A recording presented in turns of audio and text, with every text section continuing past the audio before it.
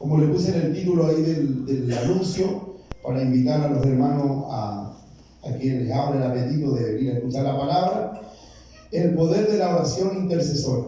Amén. Y vamos a tomar esta enseñanza del libro de los Hechos, el capítulo 12. Un libro muy poco empleado en este tiempo, muy poco ocupado. Quizás la gente ya no le saca mucha enseñanza al libro de los Hechos, cuando el libro de los Hechos tiene tantas cosas poderosas. Tiene el secreto de la iglesia, tiene cómo la iglesia crecía, cómo la iglesia se movía, cómo la iglesia avanzaba. Ahí están los principios de una iglesia fundada en la roca que es Cristo. El libro de los Hechos, capítulo 12. Vamos a leer unos versículos con la ayuda del Señor. Oye, la compartí. Aleluya, gloria al Señor, bendito sea su nombre. ¿Está aquí la iglesia o no? Amén. Gloria al Señor. Dice la palabra entonces en el nombre del Padre, del Hijo y del Espíritu Santo. Amén. En aquel mismo tiempo el rey Herodes echó mano a algunos de la iglesia para maltratarles y mató a espada a Jacobo, hermano de Juan, y viendo que esto había agradado a los judíos, procedió a prender también a Pedro. Era entonces los días de los panes sin levadura, y habiéndole tomado preso, le puso en la cárcel, entregándole a 4 grupos de 4 soldados cada uno para que le custodiasen, y se le proponía sacarle al pueblo después de la Pascua. Así que Pedro estaba custodiado en la cárcel. Ahí hay un punto y hay una coma, y dice: pero la iglesia hacía sin cesar oración a Dios por él. Así que Pedro estaba custodiado en la cárcel. ¿Cuántos soldados él tenía?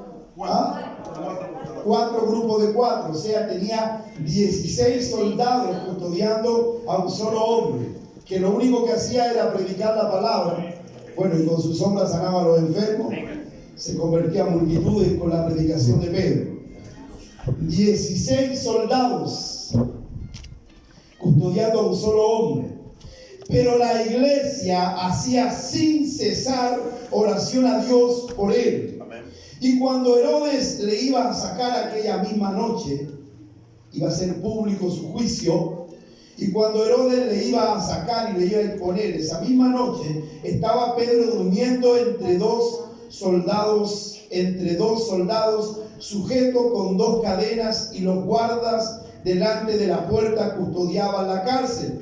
Y aquí que se presentó un ángel del Señor, y una luz resplandeció en la cárcel, y tocando a Pedro en el costado le despertó diciendo: levántate pronto. Y las cadenas se le cayeron de las manos. Le dijo el ángel: cíñete y átate las sandalias. Y lo hizo así. Y le dijo: envuélvete en un manto y sígueme. Y saliendo le seguía, pero no sabía que era verdad lo que hacía el ángel, sino que pensaba que veía una visión. Habiendo pasado la primera y la segunda guardia, llegaron a la puerta del hierro que daba a la ciudad, la cual se les abrió por sí misma, y salido pasaron una calle, y luego el ángel se apartó de él. Amén. Padre, te doy gracias y oramos una vez más para que tú bendigas la lectura de la palabra, y mi vida y la vida de tu pueblo sea bendecido a través de la exhortación de este mensaje. En el nombre de Jesús, amén. Amén. Dios le bendiga. Tome asiento nomás. Gloria al Señor para siempre. Amén. Amén. ¿Está la iglesia o no está la iglesia? ¿Qué pasa con la iglesia? Aleluya. El Señor no está muerto. El Señor vive para siempre. Aleluya. Y el gozo del Señor es nuestra fortaleza. Amén. Gloria a Dios. Amén. Santo eres, Señor. Puesto el gozo delante de él, dice la palabra, no sufrió a la contradicción de pecadores, sino que se humilló, se entregó por amor a nosotros. No sufra.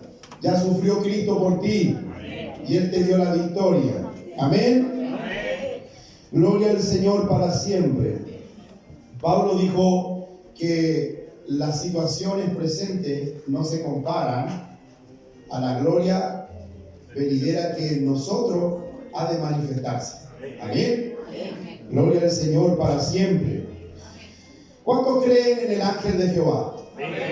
¿Cuántos creen que el ángel de Jehová acampa alrededor de los que le temen y le defienden? Aleluya. ¿Cuántos han tenido una experiencia angelical? ¿Cuántos han visto la mano de Dios a través de un ángel obrando en tu vida? La palabra dice que el ángel de Jehová acampa alrededor de los que le temen y le defienden. En toda la escritura vemos mucha presencia angelical. Se habla muy poco de los ángeles, ¿cierto? Pero los ángeles están a disposición para poder ayudar. Son seres ministradores que ayudan a la iglesia a salir muchas veces de situaciones difíciles. Tenemos arcángeles, tenemos querubines, tenemos serafines y tenemos ángeles guardianes, que son los que cuidan, los que protegen, los que trabajan en favor de la iglesia, de los hijos de Dios. De ahí que la palabra dice que el ángel de Jehová acampa alrededor de los que le temen y también nos defiende. Bueno, pero hoy yo quiero hablar del poder de la intercesión. Qué importante, mis hermanos. ¿Quién sabe lo que es la intercesión? ¿Quién no sabe lo que significa intercesión? ¿No sabe o sabe? ¿Quién no sabe? Entonces, son dos preguntas. ¿Quién sabe y quién no sabe?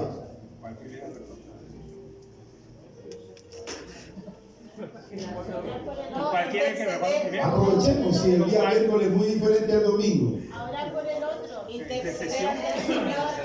Ya, pero de a 5 para que no escuchemos. Intercesión. Interceder por otro, por la persona. Por una petición. Interceder por otro. La palabra lo dice. La intercesión es un tipo de oración en la que una persona intercede ante Dios en favor de otra. Es ponerse en el lugar del otro. Es pedir o intervenir en el nombre de alguien por medio de nuestro Señor Jesucristo, para que en su perfecta voluntad y soberanía obre en la situación presentada. Intercesión también es una posición de gobierno, es una posición de autoridad.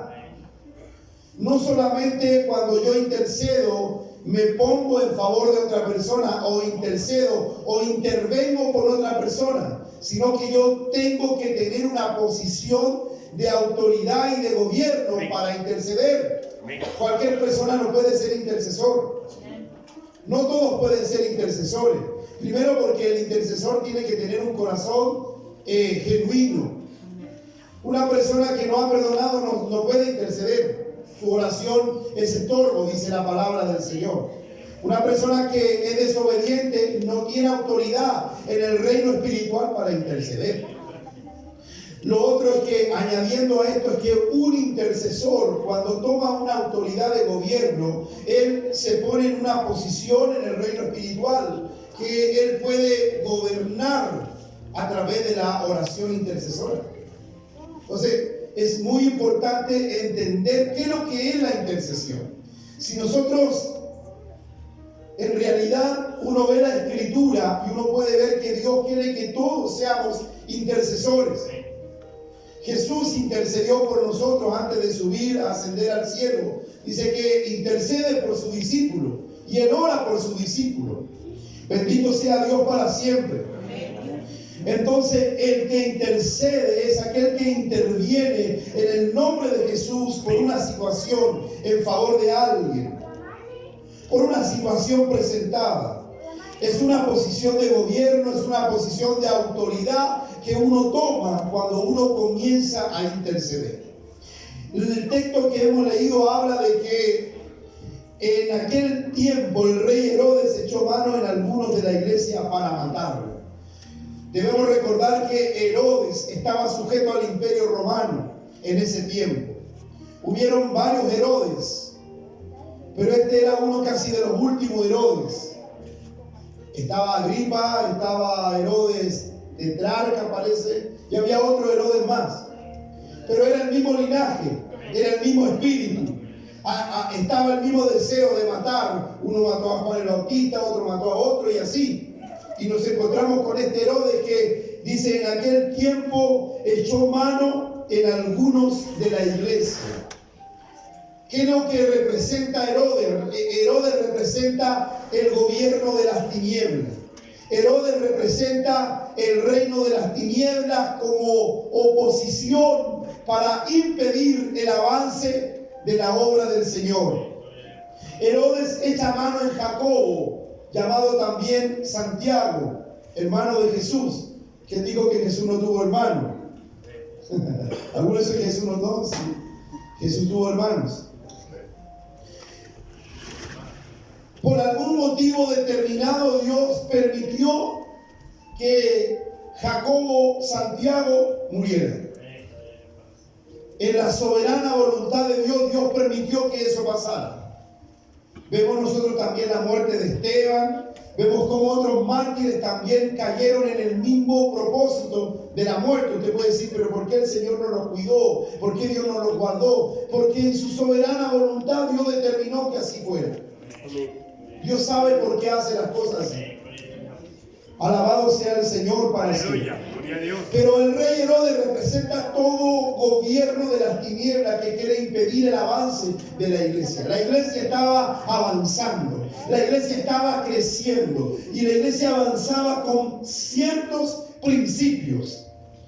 Recuerde que el día domingo yo le hablaba de que no podemos invalidar el principio de Dios. ¿Se acuerda? Que podemos ocupar formas, métodos, pueden cambiar las personas, pero si tú cambias el principio divino o el principio ordenado por Dios, estás mal. Hay problema, apróntate a las consecuencias. ¿Se acuerda que vimos cómo muere una persona cuando es llevada al arca a causa de qué? De que se saltan el principio bíblico. Y la pregunta era clara, y que cómo nosotros estamos trasladando la presencia de Dios. Con engaño, con mentira, con orgullo, haciéndole daño a la gente, maltratando a la gente. ¿Cómo es que nosotros creemos llevar la presencia de Dios?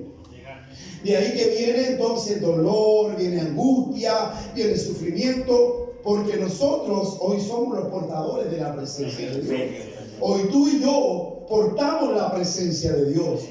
En ti y en mí habita el Espíritu Santo, pero también el Espíritu Santo se contriñe, se entristece y a veces le resistimos. ¿Cuándo? Cuando nosotros estamos llevando la presencia de Dios a nuestra manera, a nuestra forma. ¿Ya? Entonces, lamentablemente hoy en día vemos esa situación y vemos dolor a causa de que somos portadores del Espíritu Santo.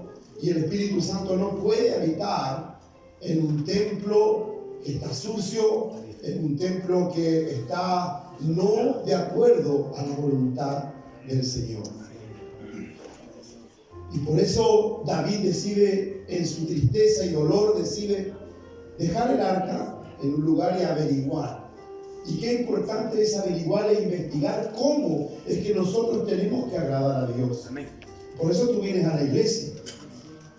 Por eso yo me preparo en oración, oro para que tú puedas recibir una palabra que te instruya, que te guíe a poder caminar en este mundo una vida cristiana de acuerdo a la voluntad del Señor. La iglesia tiene que ser instruida, pero con principios. La iglesia del libro de los Hechos tenía tantos resultados porque nunca invalidaron los principios bíblicos. Está muy fuerte la música. Bendito sea el Señor para siempre. Y si nosotros vamos unos capítulos más atrás, nosotros nos vamos a dar cuenta de que la iglesia hacía cosas que hoy en día la iglesia de hoy no la hace. Si vamos, por ejemplo, al capítulo 2, después que la iglesia recibe la llenura del Espíritu Santo, dice que ellos fueron esparcidos y la iglesia comenzó a crecer. Y dice que todas las cosas eran en común. y dice que comían el pan con sencillez de corazón, que todos tenían un solo pensamiento, un solo sentir, un principio, un secreto. Queremos ser una iglesia, digamos, bendecida, una iglesia que crezca, una iglesia que tenga trabajos, una iglesia efectiva, una iglesia con un accionar, con un mover diferente. Tenemos que dejar de lado las divisiones, tenemos que dejar de lado el ego, el yo, es que yo no. Tú no puedes trabajar para alimentar tu ego en la iglesia. Aleluya. Dios no quiso que la iglesia sea eso. Dios nunca estableció que una iglesia trabaje para poder reducir los talentos de nosotros. Aquí los talentos humanos no sirven. Lo que aquí sirven son los dones del Espíritu y los frutos del Espíritu. ¿Pero para qué? Para el beneficio de la obra de Cristo, para perfeccionar a los santos en luz. Entonces, la iglesia de Cristo está llamada a caminar en principios. Y la Biblia dice que Dios añadía los que habían de ser salvos porque la iglesia caminaba en un solo pensamiento, en un solo sentido. Ellos eran más extremos que nosotros. Dice que ellos vendían sus propiedades, vendían sus casas, sus heredades y las llevaban a los pies de los apóstoles, y ellos vivían en una comunidad. Ellos dejaban toda su vida de lado. Dice que ellos pasaban en el templo, comían el pan con sencillez de corazón. Y mire lo que dice: ellos pasaban en el templo, escuchando la palabra de los apóstoles, se mantenían en la enseñanza y la doctrina apostólica. Pero dice, y pasaban en la iglesia y comían el pan con sencillez de corazón. Dice que Dios añadía más cada día, y dice que prodigios y milagros acompañaban a la iglesia. Amén. Una iglesia efectiva es una iglesia que tiene una visión, que tiene un solo apuntar, un solo objetivo. Bendito sea el Señor para siempre. Aleluya. Dice, pasaban en la iglesia. Y hoy día nos cuesta estar 2 días. ¿Verdad? Hay gente que se pierde 1 semana, 2 semanas, 3 semanas de la iglesia. Y digo, ¿cómo pueden vivir? No, con el mensaje de YouTube, no sé. No creo, pero bíblicamente no es así. Bíblicamente no es así. Dice que ellos estaban en el templo, ellos se alimentaban de la palabra que recibían de los apóstoles, y dice que esa era la vida que ellos llevaban. Entonces ellos se conocían, ellos conocían ciertos principios, ellos conocían ciertas formas, ciertos métodos que Dios les había revelado para que ellos pudieran ser una iglesia efectiva. Bendito sea el Señor para siempre. Y la iglesia crecía y crecía, y la iglesia se extendía, y dice que, por ejemplo, Pedro, que en este momento Pedro era como la persona más importante que marcaba presencia, precedente en los discípulos. Fue un hombre sobrenatural. Fue un hombre que recibió la llenura del Espíritu Santo, y imagínese usted que él pasaba y la sombra sanaba a los enfermos. ¿Sabe? Ellos se despojaban de todo, pero ellos tenían algo que no todos tenían. A lo mejor los otros tenían dinero, pero ellos tenían algo sobrenatural. Recuerde usted cuando Pedro y Juan iban al templo La Hermosa, y había un mendigo ahí cojo que estaba ahí, que estaba pidiendo dinero, y dice que cuando ellos llegaron a ese lugar, dice que le dijeron a este hombre, míranos fijamente, y ellos le dijeron, no tenemos oro, no tenemos plata, pero lo que tenemos te damos en el nombre de Jesucristo, levántate y anda. Imagínense, no tenían dinero, no tenían grandes heredades, pero lo que tenían era lo que la gente necesitaba. Sanidad. Y esa es la gran diferencia de hoy en día, que tenemos infraestructura, tenemos muchas cosas, pero no tenemos lo que ellos tenían. Y es lo que Dios quiere que volvamos a tener como iglesia. La iglesia tiene que volver a los principios del libro de los Hechos. Todo pastor que quiere saber o quiere tener una iglesia efectiva tiene que fijarse en los principios que están en el libro de los Hechos. Amén. Tiene que llevar a la iglesia a eso. Porque donde hay división, donde hay chisme, donde hay celo, donde hay contienda, y en la palabra también lo había. Si no, no es que esto es nuevo. Pablo se tuvo que enfrentar a un montón de divisiones donde uno era de una cosa, otro de otro, y estaban divididos. Entonces Pablo dice, bueno, ¿qué pasa con ustedes? Yo riego, el otro planta, pero es Dios el que le da el crecimiento a la obra. O sea, no pueden estar divididos. No pueden estar diciendo, no, es que este predica mejor que este, no es que este lo hace mejor. Porque Satanás trabaja de esa manera. En ese tiempo habían personajes que querían detener la obra de Dios. Hoy Satanás ocupa sistemas para detener la obra de Dios. Sistemas diabólicos. Y son tan silenciosos, hermanos, que trabajan en la iglesia. Bendito sea el Señor para siempre. Pero el rey Herodes echó mano en Jacobo, lo mató. Y quiso hacer lo mismo con Pedro porque dijo, bueno, a los judíos les gustó esto, vamos a repetir la misma historia. Entonces dice que pescó a Pedro, lo metió en la cárcel y lo metió con 16 soldados custodiados porque Pedro era terrible. O sea, Pedro hablaba y dejaba la embarrada. Era un hombre de Dios sobrenatural. Era un hombre que el Espíritu Santo lo usaba de tal manera que cuando él hablaba revolucionaba el lugar donde estaba. Bendito sea el Señor. Qué gana de ser como Pedro. Que hacen falta Pedro en este lugar. Esos Pedros llenos del Espíritu Santo. Gloria a Dios. Dios llama a la iglesia a tomar esa identidad. Dios quiere que la iglesia tenga esa identidad. ¿Cómo logramos eso? A través de la oración. Amén. Amén. La oración, hermano, es la fuente de poder que tiene todo cristiano. Y es que es lo que menos se hace. Se ora muy poco. Se ora muy poco. Por eso no tenemos intimidad con Dios. Por eso no sabemos cómo Dios trabaja. Por eso no conocemos a Dios en su obrar. Bendito sea el Señor. Prendieron a Pedro, lo tomaron preso, lo llevaron a la cárcel, lo encadenaron, lo sujetaron, pasó por 3 puertas y lo tuvieron ahí en esa condición. Y es lo que me gusta del versículo 5, dice, así que Pedro estaba custodiado en la cárcel, estaba amarrado por todos lados, no había caso, hermano, no había forma de que Pedro pudiera salir de esa cárcel.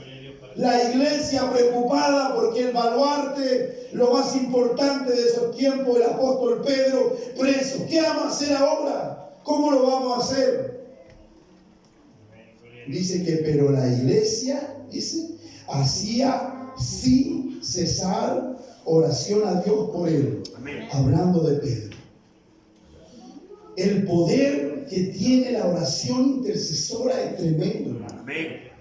Y es que nosotros tenemos que aprender de esta enseñanza. Nosotros tenemos que sacar algo bueno esta noche de esta palabra. Porque quizás tú no tienes preso a un pariente, pero a lo mejor tú estás preso de algo. A lo mejor tu familia está presa de algo. Y a lo mejor tú ves un imposible en tu familia o en ti o en tu matrimonio, en tu casa, en tus hijos. Ves un imposible. Porque estos soldados representan a lo imposible humanamente. Era imposible humanamente poder creer que Pedro iba a salir de la cárcel. Pero lo que es imposible para el hombre, lo es posible para Dios. Suena bonito, ¿cierto? Pero hay que experimentarlo, hay que vivirlo, hay que ponerlo en práctica, hay que creer, tener la convicción de que así va a ser. Por eso es que la iglesia dice, y la iglesia hacía sin cesar oración por él a Dios. La convicción que tuvo la iglesia cuando se metió a orar por Pedro fue tremenda. Aleluya. Y fue tan tremenda, hermano, que se activaron ángeles. Amén. Gloria a Dios. Tu oración puede activar ángeles. Tu oración puede activar tesoros que hay escondidos en el reino en favor tuyo. Amén. Si tú oraras con un corazón intercesor, si tú oraras con una pasión, hermano, veríamos ángeles todo el día. Aleluya. Gloria a Dios. Veríamos ángeles que suben y bajan por todos lados. Es importante la oración. Hermano, la oración es la clave. Amén. Tú quieres éxito en tu vida, la oración es todo. Un hombre muy importante decía: cuando yo no oro no pasa nada. Un hombre que tuvo hogares y dice que él no trabajaba, no me acuerdo el nombre, se me olvidó el nombre, lo tenía por ahí. Pero dice que él tenía hogares y alimentaba a muchos niños. Y cuando él no oraba, él dice: cuando yo no oraba no pasa nada. En una ocasión cuenta la historia de que él le van a decir a los sirvientes, los hermanos que estaban en ese lugar: se acabó el pan, se acabó la comida. Dice: tranquilo, yo voy a orar. Se metía a orar. Mientras él oraba, Señor, no hay pan, Señor, se acabó la harina, Señor, se acabó el aceite, se acabó la provisión para los niños. Entonces, ¿qué necesito ahora? Que tú me ayudes. Y dice que al rato después, pum, golpeaba la puerta. Te venimos a entregar esto, te venimos a entregar la provisión. Entonces, hermano, la Biblia nos muestra evidencias reales de que la oración tiene poder, de que la oración tiene que volver a nuestra vida, de que la oración tiene que volver a la iglesia. Hablamos de la oración, estudiamos la oración, nos hacemos cátedra de la oración, pero no oramos. No oramos lo necesario. Y es por eso que le abrimos puerta al enemigo, para que el enemigo tome derecho legal en la finanza, en el matrimonio, en las amistades, en los trabajos, a causa de que no creemos que la oración tiene el poder. Dice que ellos oraban sin cesar, o sea, sin detenerse. Una oración incansable, una oración indetenible, una oración que los llevó a tener una posición de autoridad. ¿Cómo habrán orado? No sé, pero dice que oraban sin cesar. Libera a Pedro, Señor, ¿cómo lo vas a hacer? No sé, pero oramos para que tú liberes a nuestro hermano Pedro, que está ya preso. Y la palabra del Señor dice que en la noche un ángel apareció en la cárcel, tocó a Pedro en su costado, lo despertó porque estaba durmiendo. Y aquí vemos otra enseñanza también hermosa. Si estaba durmiendo, Pedro estaba tranquilito. Y él sabía que lo iban a matar, porque se habían matado a Jacobo. ¿Y por qué estaba tan tranquilo Pedro? Porque Pedro estaba confiado en Dios. Amén. Porque Pedro sabía que Dios tenía el control de todas las cosas. Pedro sabía que aunque por muy custodiado que estaba, si Dios lo iba a sacar, como sea, lo iba a liberar. Y porque vemos en el capítulo 5 que también en otra ocasión otro ángel vino y sacó a Pedro de la cárcel también. Bendito sea el Señor. Amén. Son principios inamovibles para la iglesia. Aunque sea un mensaje muy común, pero es muy poderoso y es muy poco vivido y es muy poco practicado. La oración que rompe cadenas, la oración que abre puertas. Como dice, la llave que abre todas las puertas. Y es que el pueblo hacía oración para que Dios trajera liberación a la vida de Pedro. Qué importante la oración. Tenemos otro misterio que también abre puertas. Y es que cuando Pablo había sido azotado con Silas, dice que ellos oraban y cantaban. Y mientras él cantaba, dice que también las cadenas se cortaban y las puertas también se abrían. Vemos también que la alabanza también abre puertas. Pero aquí vemos el poder que provoca la oración intercesora. Ellos estaban intercediendo por su amado hermano Pedro. Señor, haz la obra, Señor, haz la obra. Y dice la palabra del Señor que el ángel vino, el ángel se apareció, Dios hace una manifestación sobrenatural y viene una liberación. Ni Pedro, hermanos, quería darse cuenta de lo que estaba pasando. Dice que pasó la segunda puerta y aún él creía que era una visión. Y ya que así de cambiantes somos, ¿cierto? Así de inestables somos emocionalmente. Podemos estar recibiendo una palabra de mucha confianza. Podemos estar recibiendo una experiencia sobrenatural de mucha fe. Pero al otro día se nos presenta una situación y perdimos confianza, perdimos esperanza, perdimos determinación en el Señor. ¿Y es por qué? Porque necesitamos orar más. Iglesia, tenemos que orar más. Tenemos que orar más. Si tú quieres que un ángel venga y haga liberación, si tú quieres que un ángel venga y resuelva ciertas situaciones que tú no puedes resolver, entonces métete en la oración. Vuelve a orar. Tenemos que volver a orar. ¿Sabe lo que cuesta que una iglesia ore? Hacemos comida, hacemos conciertos, pero cuando se hace oración vienen 2 o 3. Y es que es un gigante que Satanás se ha encargado de adormecer dentro de la iglesia, para que la iglesia no reciba la revelación y el poder que tiene la oración. Y dice que ellos comenzaron a orar y Dios hace el milagro. Y viene lo sobrenatural de Dios. Y es que tenemos que acostumbrarnos a ver que hay obras sobrenaturales que Dios puede manifestar en la iglesia. Pero hay principios que no podemos sacar de nuestra vida. Y que esta iglesia nos enseña que habían sentido común como vivían, había unidad, había verdad, no se le podía mentir al Espíritu Santo. No se le podía engañar al Espíritu Santo, porque el Espíritu Santo venía y los mataba. Pero veíamos milagro tras milagro. Nosotros tenemos que ser una iglesia de milagros. Pablo dijo: yo no voy a ustedes con palabras persuasivas de humana sabiduría. Yo voy a ustedes con demostración de poder del Espíritu. ¿De qué nos sirve ser una iglesia de pura habladuría si no demostramos sobrenaturalmente que el poder de Dios está acá? Y que los enfermos realmente se sanan, y que los ciegos ven, y que los cojos andan, Aleluya. y que los paralíticos se levantan. Amén. Gloria a Dios. Es que Dios quiere que volvamos a la esencia. Es que Dios quiere que volvamos a la esencia. Aleluya. Porque la esencia es la fuente de todo Gloria a poder. Dios. Si volvemos a la oración, Dios va a comenzar a hacer cosas sobrenaturales. Aleluya. Bendito sea el Señor para siempre. Por muy simple que sea este mensaje encierra un poder muy grande.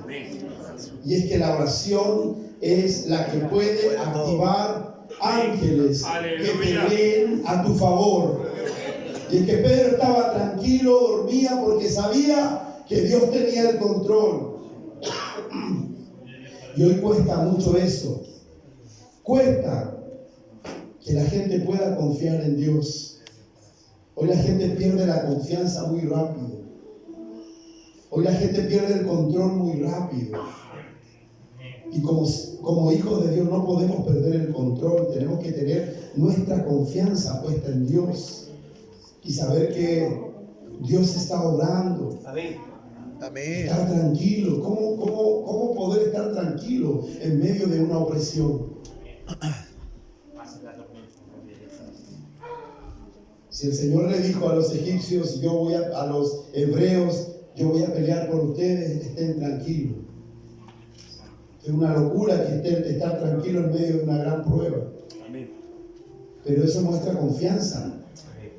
Y la iglesia tiene que confiar. Amén. La iglesia tiene que confiar. Necesitamos volver a eso, hermanos. Necesitamos volver a la esencia.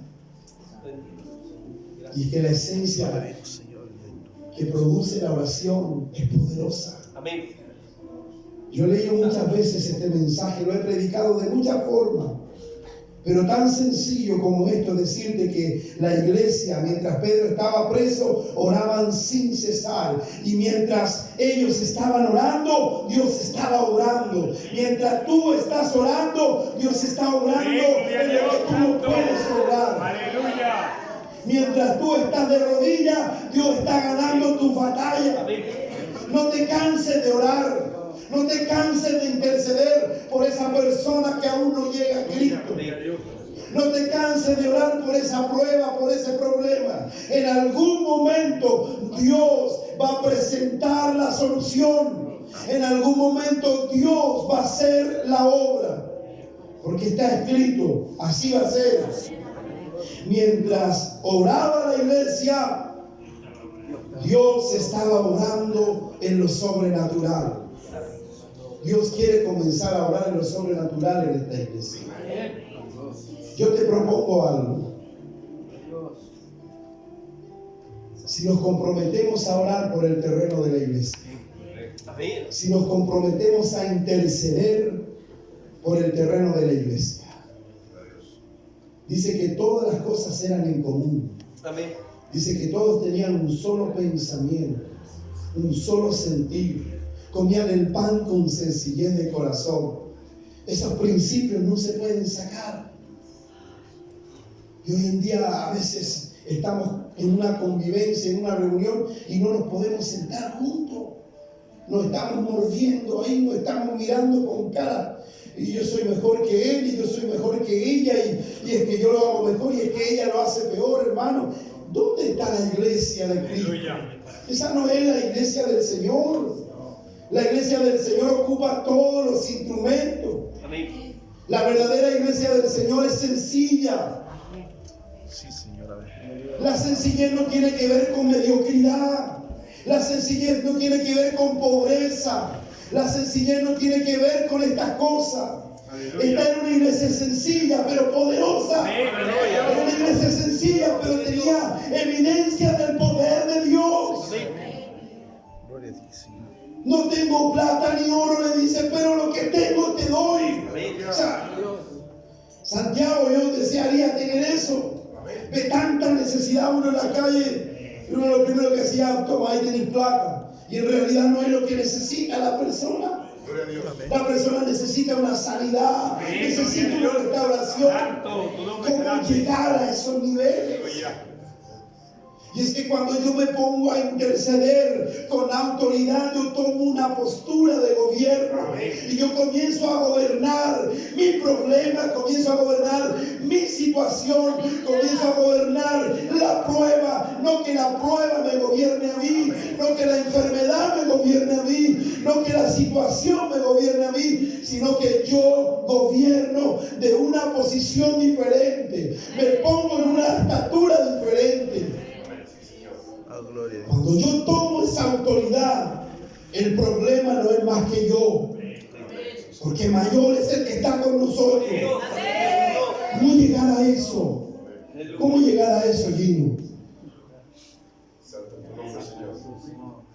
¿Cómo decirle a la persona que viene enferma, no tengo plata, hermano, no tengo oro, pero lo que tengo te doy? Levántate y anda.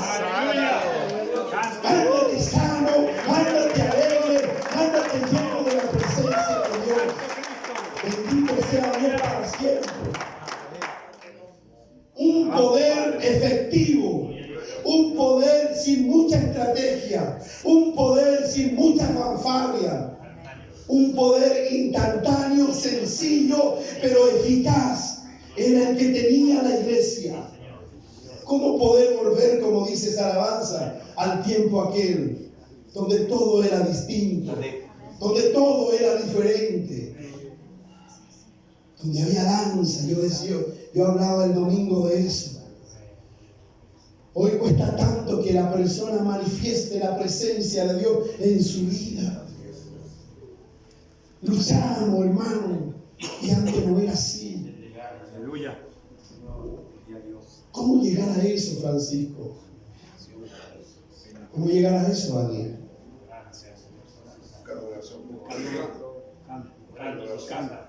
Buscándose. En la oración. En oración. En la oración.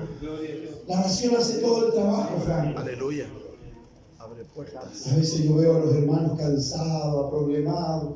Yo a veces como pastor soy psicólogo, asistente social, soy consejero, resuelvo problemas matrimoniales y de repente yo me gustaría darle otra solución, no solamente una palabra, no solamente un consejo, pero uno ve la falta de oración, ve la falta de amor por la oración.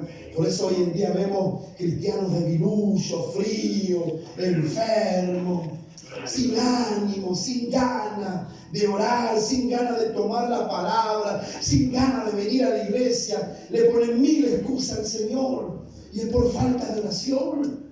Es solo eso. Como yo le decía, déjese de orar una semana y va a ver lo carnal que se va a convertir. Va a tener deseo de un montón de otras cosas. Porque como dijo Pablo, es el pecado que mora en mí. Es el pecado que está en la carne está sujeta a una realidad. La carne se tiene que subyugar, la carne se tiene que llevar a esclavizar a través de la obra del Espíritu, pero solamente orando. No hay otra forma.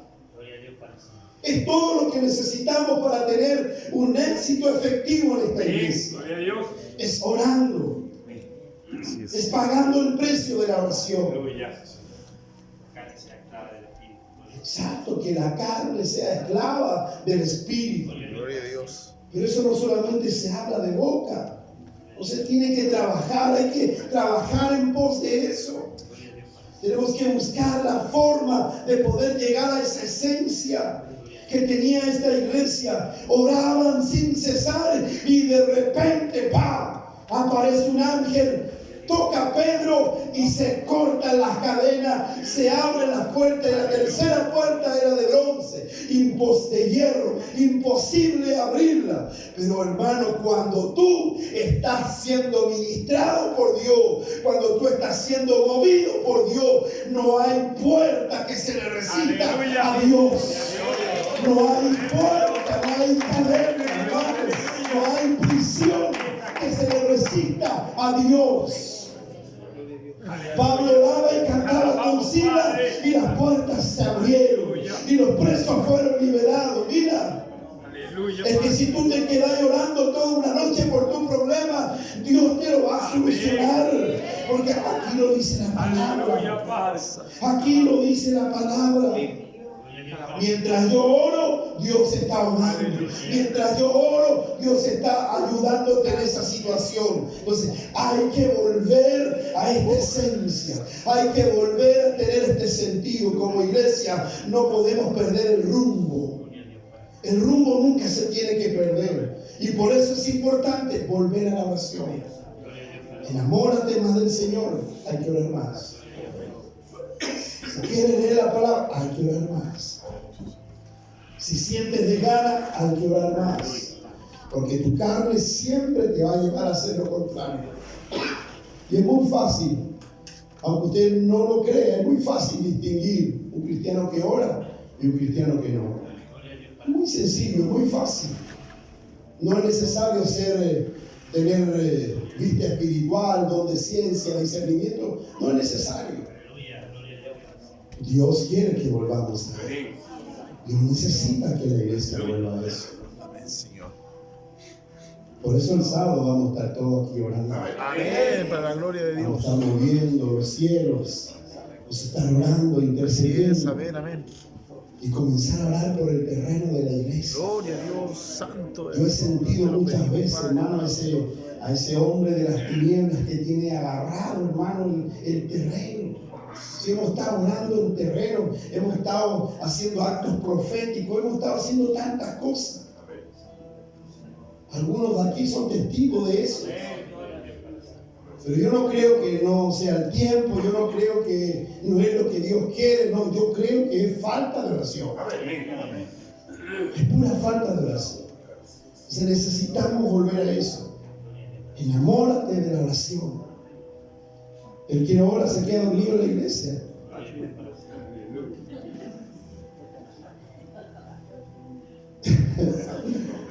aplausos. No estoy mirando a nadie, yo estoy profetizando con los ojos abiertos. Aleluya, Padre. Se dice en el agua, solo dice la verdad. Dios nos ama, hermano. Dios nos ama y Él quiere obrar en nuestras vidas. Aleluya, Así Padre. como Dios obró en la iglesia y liberó a Pedro de esta condición, Dios también va a obrar en tu vida, va a obrar en mi vida, porque Dios quiere mover la iglesia de esta manera. Una iglesia eficaz, Gloria a Dios. efectiva, Santo su nombre. una iglesia que va con autoridad, que se planta con autoridad, gana matrimonio, gana jóvenes, rescatamos vidas por montones. Eso es lo que Dios quiere. Amén. Podemos usar muchas estrategias, ¿sí o no? Muchas. Hoy en día estamos trabajando con los encuentros, con academia, un montón de formas. Pero si yo digo, iglesia, hay que orar y no vienes, la estrategia no sirve. Nada sirve. Ni que te traiga al mejor cantante, al mejor salmista. Si no hay oración, no hay nada. Sí, Señor. Hay que orar. Amén. Volvamos a la oración. Es simple. Mensaje sencillo, simple, sin mucha letra, sin mucha teología. Orar.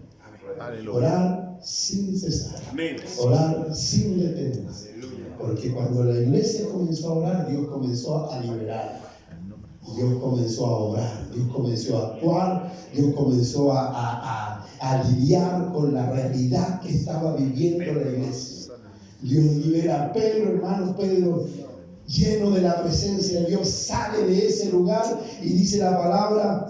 Si nosotros vamos al último verso, miren, no sé si fue el mismo ángel que causó este problema, pero si vamos al último, casi a los últimos versículos de esta enseñanza del capítulo 2, si quieres después tú lo lees en tu casa, y dice, del verso 21 de la misma enseñanza, dice, y un día señalado, Herodes, vestido de ropas reales, se sentó en el tribunal y les arengó, y el pueblo aclamaba gritando, voz de Dios y no de hombre.